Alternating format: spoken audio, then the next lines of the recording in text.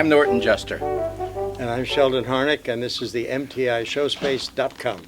And I have had, unfortunately he's not with us anymore, we had a mutual friend, a darling man named Arnold Black. He created a very simple narrative arc, and when I read that I thought, oh my God, there is a simple, wonderful storyline here. Having the three of us, it was great because I don't think we had a cross moment in there, but we worked together, I think, very well on it. It was a marvelous experience to me.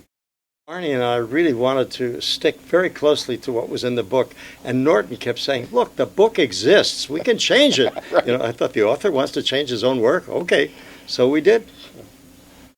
What Arnie had done was just make a real adventure story about it, involving two princesses who had been exiled, and the Milo and the dog Tak go to rescue them. He goes into this new land where everything is insane. It's like a Marx Brothers movie. Everything is upside down and backwards, yet when you look at it, it has its own wonderful logic. It's not insane. And he's in a place and everything seems correct, but nothing is right. The things that are in the book about that 10-year-old were the problems and insecurities and doubts and all that I had as a kid. The demons were my personal demons.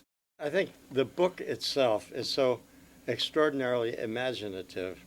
I think that it triggers imaginative responses in the children who read it, and I think it helps them to develop their own imaginations. There's a number called At the Market, which is based on a scene in the book, and in it there are salesmen who are selling verbs, they're selling nouns, they're selling adjectives. So the lyric I did illustrates what are adjectives, so that kids who learn that number, I think, will always remember what adjectives sound like, what they accomplish, what verbs sound like, and so forth. It's very educational.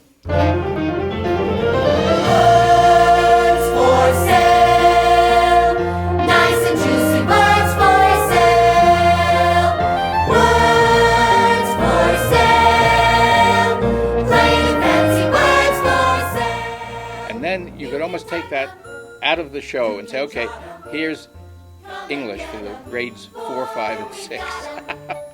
But without ever looking like that's what it was. Everything is in the dialogue. People talk about where they are. And so it's an appeal to the audience's imagination, and it works.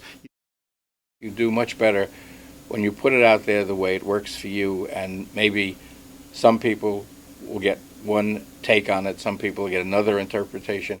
At some point in your life, or a couple of points, something happens that changes the way you feel about anything. You make a choice, what you're going to be or do or something like that in life. You find something that makes you understand something very deep and important to you in a way that you'd never thought about it before. And that toll booth is kind of a little flag that says, okay, recognize those things. Right. Now deposit coin and hang on! Sure. It's not like I had anything better to do.